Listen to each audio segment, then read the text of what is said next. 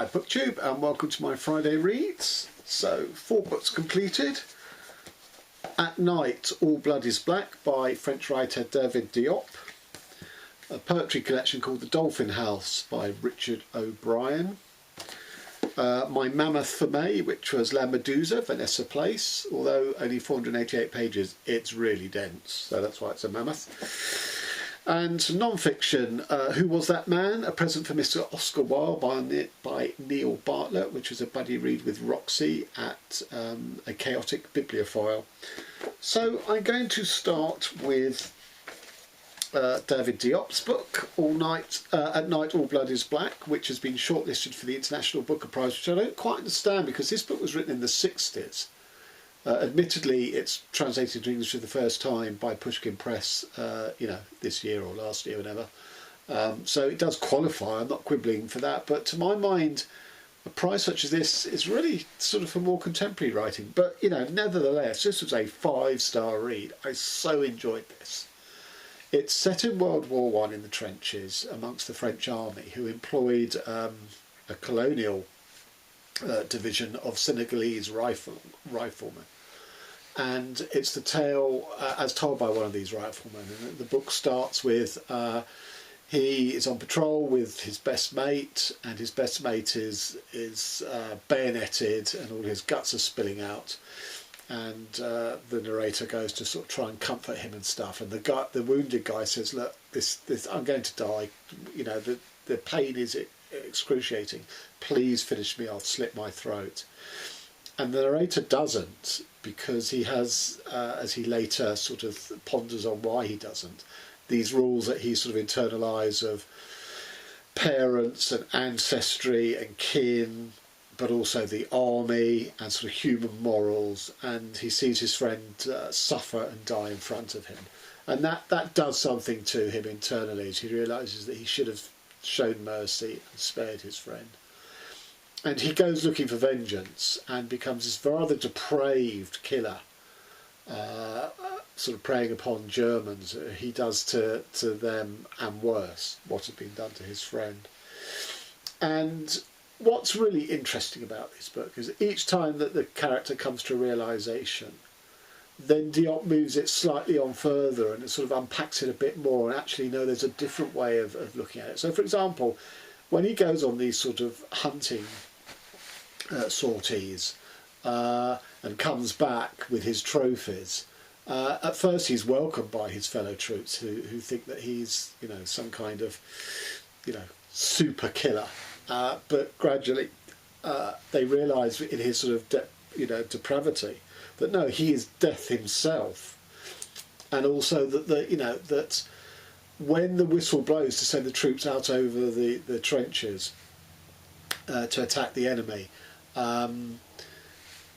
that the Senegalese battalion are sort of sent there as a sort of psychological weapon on the Germans. That these guys are sort of savages and primitives, and to sort of sow fear in the enemy. And yet, when the narrator does it for real and is genuinely savage, then it's a bit too much, and he sort of realises that the other guys are only playing at being sort of primitive and savage for the psychological effect. That when someone actually does it for real, that is unacceptable within the terms of warfare, and fearful. That again, that he seems to be the epitome of death itself. And he says also that he's regarded as mad because of his over-the-top behaviour, but actually it's because he's mad all the time that there's an issue, whereas the temporary madness of the Senegalese soldiers going over the top, imagining they're playing, that they don't realise they're playing this role of savages. A temporary madness is permissible in war, permanent madness is not. So this is what I mean by him moving it along each time, just opening it up, unpacking a little bit more of the insight. And it's just fantastic. And to give an example of the writing, I will say that there's he does use the image of sort of women and the female making love to women for certain aspects of war, and also like trenches he describes as being like sort of the open earth, like the interior of a woman. Also gossip and rumour is personified as female. So I think I didn't find that sort of, you know, troubling, but I think some people potentially could. So this is Captain Armand, who is the guy in charge of their trench, and sort of he's the one who blows the whistle to send them out over the top. Captain Armand is a small man with matching black eyes, drowning in continuous rage. His matching black eyes are full of hate for anything that isn't war. For the captain, life is war. The captain loves war the way men love a capricious woman.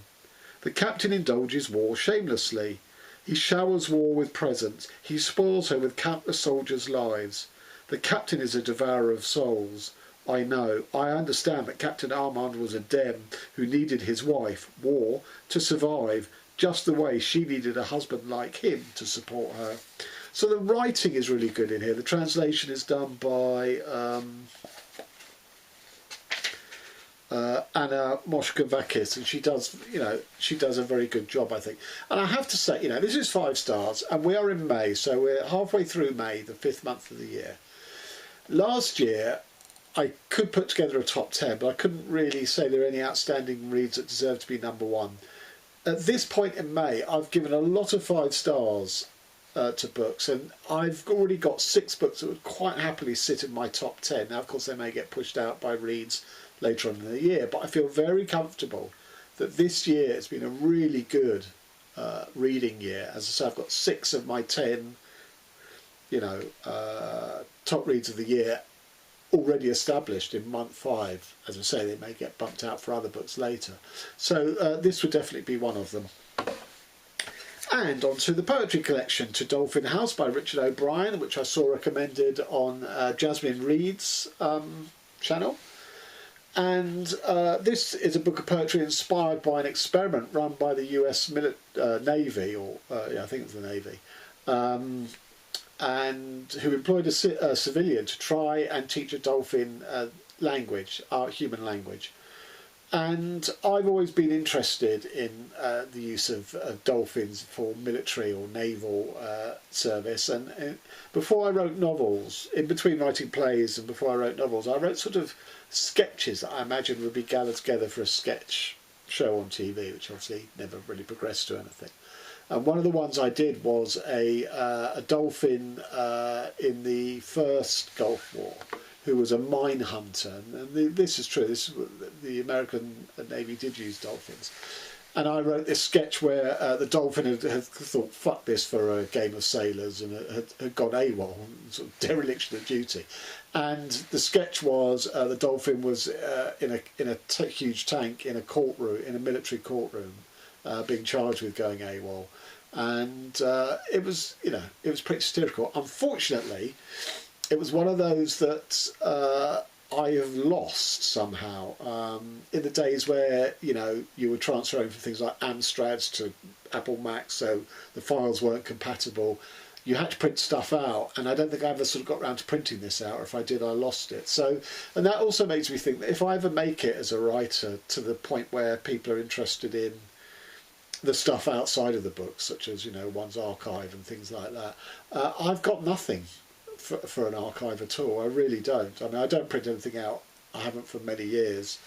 So that, you know, and my notes are the handwritten notes I have are sort of thrown away once the book is completed. So I won't have a literary archive. Anyway, so I was really interested in the sound of this book. But the first thing to say is it is 47 pages long. No, that's 46 pages long. There's 5 division pages which are blank other than a tiny dolphin icon at the middle. So that takes it down to 42. It's just so slim and flimsy that it also starts on page 7. So that's 35. It's 35 pages long, this collection. And it's trying to deal with some of the sort of big sort of philosophical themes that Sophie Ward's Love and Other Thought Experiments deals in, such as human thought, human consciousness as against animal consciousness and all of that. But, you know, you can't do it in 35 pages. You really can't. The only thing I really got out of this book is there was a sort of a fantasy imagining by the trainer, the linguistic trainer, of what it would be like to if her domain was sort of all watery and all her furniture and stuff was sort of underwater, if you know, like the dolphins world. And that was quite interesting, but then I also thought, well, that's, you know, that's Goldfish Bowl with a treasure chest and a sunken ship in it. Yeah, I mean, this book just didn't work for me at all. 3 stars. And on to Vanessa Place, La Medusa, as I say, my mammoth for May. So I'm 5 for 5 at the moment.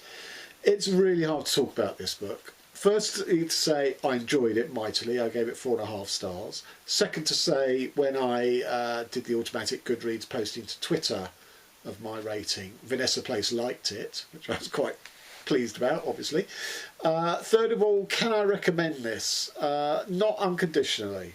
I think if you like challenging modernist or postmodernist reads, then yes, but I wouldn't sort of pick this up as your one for the year. You know, I like to read one difficult book a year. I don't think I would do with this, but I really, really enjoyed it. It is mainly the writing that I enjoyed, because overall, in a sort of postmodernist way, the book's not obviously about anything. It's not tied together with a bow by the end, but the individual bits of writing, some of the characterisation, and also the personification, because this is a book about place, that place being Los Angeles being a place without real sort of a centre. It's more about the sort of the linking road systems, which is the image of Medusa with her sort of snakes and stuff. But also the text itself is like snakes that sort of veer out of Medusa's head and snap and stuff. They don't all do it with military discipline, they do it individually, and it's a bit like that, this book. So all I can do is talk about the characters to give you an idea, and then I'm going to read a sample. So we have a character called Dr. Casper Bowles, who is a brain surgeon but is currently under investigation for death by negligence, and he sort of quits the hospital for the day and is driving around LA trying to clear his head. We have his mother back at home, who is basically suffering from Alzheimer's. We have his sister, Catherine, who is a sex worker. We have Jorge, who is a would-be gangbanger, if not an actual gangbanger, who supposedly killed a fellow boy at school. And he pushes around an ice cream and soda cart around the streets of Los Angeles. We also have Fina, who is a teenage girl. Her dad is in the military, and her mum lives her life by the rules and precepts of General Patton. There's a hilarious section where she's preparing a dinner party for family, and the sort of logistics and planning of it are straight out of General Patton. That was really, really funny. I think that's the bulk of the characters, other than Medusa herself. We also have a dead body in a morgue, although that seems to tail off after the first part. Oh no, I also forgot, sorry, 2 more characters. A trucker and his wife, they've just travelled to North Carolina, where they won a prize for the best kitted out rig, and they're driving back to California where they live, but they stop off at a set of friends where the wife is having a lesbian relationship with her, whereas the guy's shooting the breeze with her husband and another guy. And that's it, really. I will say that some of Jorge's, he's very lyrical, very influenced by popular culture, TV, adverts and hip-hop and stuff. His language sometimes veers into the sort of incomprehensible. And that is why I knock half a star off this book, because sometimes there are sections in here it's almost gibberish. Deliberately so, but I couldn't penetrate them. And some of the sort of gibberish parts aren't ascribed to Jorge. They're sort of linked to other characters. And again, I couldn't really understand why or what that was doing. So, just as I say, to finish off, these are the guys sitting around shooting the breeze, talking about whether God exists or not. He genuinely reflects, yea or nay, nope, it's true. A church catty corners every 1-horse town he's fucked or floored through. His fishies everywhere bumper struck, and his book besides each rented bed. He's a bestseller and a brochure. He wets all the babes, and his name busses many last lips. One way or another, God's good to go. Good for what ails you and bedevils us. His bless'll undo a sneeze, and his damn the rest. God giddy-ups grey grannies and chucks the nips and chins of the black and tan. God gives grandkids to crackers and sees the cancerous with hope. Soldiers in the goat-fucked field need God, same as cold chillins in the dying night. Guys in the joint and gals on the streets join hands and chant. God is good, God is great, God plays pinochle on your pate. Do geese see God? They do. Honk if you've got God. So I just think, that's brilliant lyrical writing and sort of presents, slightly a sort of cultural take on the role of God. Just how it penetrates our language and our everyday idiom, rather than actual sort of theological or philosophical proofs and disproofs of God. And there was enough of that in the book that I give it 4.5 stars. But can I recommend it? As I say, with conditions. And finally on to Who Was That Man? A Present for Mr. Oscar Wilde by Neil Bartlett, which is a reread for me. And as I say, a buddy read with Roxy, and we had some fantastic Boxer discussions about it. So I read this book when it came out in 1988. I'd seen a one-man play that Neil Bartlett had done. My then girlfriend had seen it at the Edinburgh Festival, and she said, "You've got to go and see this play," when it came down to London. And Neil Bartlett was playing the role of Simeon Solomon, who was a gay Jewish painter in the late 19th century. And Bartlett was naked on stage, which even then was still quite brave and outre, whether a gay man or not. I mean, just generally. I know he'd had hair in the age of Aquarius and all that sort of stuff. But for an individual to hold a stage single-handedly and do it was very brave, and he was draped in silks. It's very beautiful. And on the basis of that play, I then tracked down this, which is a conversation between Bartlett as a gay man who's moved to London in the 1980s, in the time of AIDS and homophobia, and the secret hidden world of the homosexual community in Wilde's time, and all the various sort of what translates across the same places, the same haunts, the similar versions of codes, secret codes, letting other men know that you're gay, but not letting the unpractised eye of the man in the street know you're gay, because obviously in Wilde's time it was severely looked down upon and stuff. And it's a brilliant insight. I was 24 when I read this, and it really opened my eyes to having the first graspings of what gay culture in London right under my nose was. I was completely unaware of what it actually amounted to, and obviously it's changed since the 80s, but this was really a significant book for me, as I say, in opening my eyes, and pleasingly sort of rereading it, it's still 5 stars, although with Neil Bartlett I had no doubt that it would be, because you're in very safe hands with Neil Bartlett, who just achieves such high standards in whatever art form he turns his hand to, be it theatre or be it prose. And yeah, that's all I want to say about this, other than my late father, I only ever pressed upon him 2 works of art. One was the lyrics of Ian Curtis of Joy Division, which I must have copied out and presented to him. I don't think I gave him the album or anything. And the second was this book. And my dad had many faults, but sort of intolerance was not one of them. He was a social animal, and he liked people of all stripes because he liked to socialise with them and talk and chat and stuff. But I do wonder if me giving him this book made him wonder whether I was gay, and this was my way of coming out to him. At the time I didn't think that at all, but rereading this I suddenly thought, given that I only gave him 2 works of art, this was one of them. It was, yeah, I don't know. It just, as I say, it struck me at the time. And finally, what I'm currently reading or about to read. So I'm currently reading Claude Simon's The Flanders Road, which I think was his debut novel. I started reading triptychs, and I read a bit around about Claude Simon, who's a member of the Nouveau Roman movement in France in the 50s and 60s. And just in reading about it, I thought, no, this is a better book to start with. And it is I'm really enjoying it. And another book which I received in the mail today, I haven't started yet, is Death, Anna Croissant-Rust, which I think she lived at the turn of the 20th century. She's German. These are short stories about death, hence the title. yeah, I'll let you know how I get on with this. So till next time, thanks very much.